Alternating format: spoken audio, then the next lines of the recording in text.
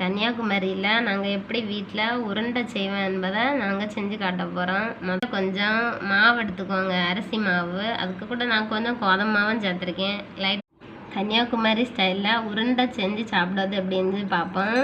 அதுக்கு கொஞ்சம் அரிசி மாவும் கொஞ்சம் கோதுமை மாவும் மிக்ஸ் பண்ணி எடுத்துருக்கேன். அதில் கொஞ்சம் உப்பு போட்டிருக்கேன். அப்புறமா தேங்காய் எவ்வளோ வேணாலும் நம்ம சேர்த்துக்கலாம். எங்கள்கிட்ட கொஞ்சமாக தான் தேங்காய் இருந்துச்சு, அதனால் நான் கொஞ்சம் தேங்காய் சேர்த்துக்கிறேன். அதுக்கப்புறம் உருண்டை பதம் வர்றது வரைக்கும் நம்ம என்ன செய்யணும், தண்ணி விட்டு நல்லா பிசைஞ்சிக்கணும். இந்த பதம் வந்த பிறகு நம்ம இதை உருண்டையாக பிடிச்சிக்கலாம். எல்லா மாவையும் நம்ம உருண்டையாக இப்படி உருண்டை பிடிச்சி வச்சுக்கோங்க. தண்ணியை நல்லா கொதிச்சு வச்சுக்கோங்க. ஒரு பாத்திரத்தில் ஒவ்வொரு உருண்டையாக போடுங்க.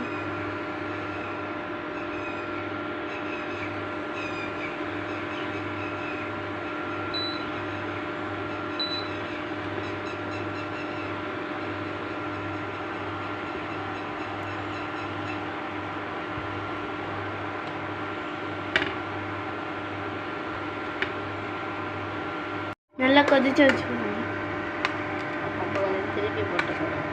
திருப்பி போடுங்க.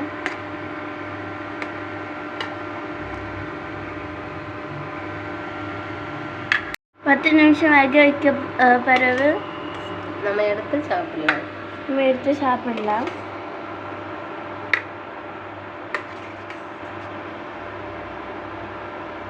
சரி, இனி சாப்பிடலாம்.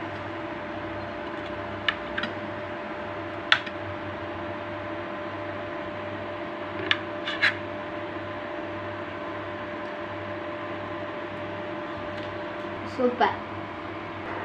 கொதிச்ச பிறகு கொஞ்சம் உப்பும் போட்டுக்கோங்க, ஏன்னா இதில் உப்பு இருக்காது.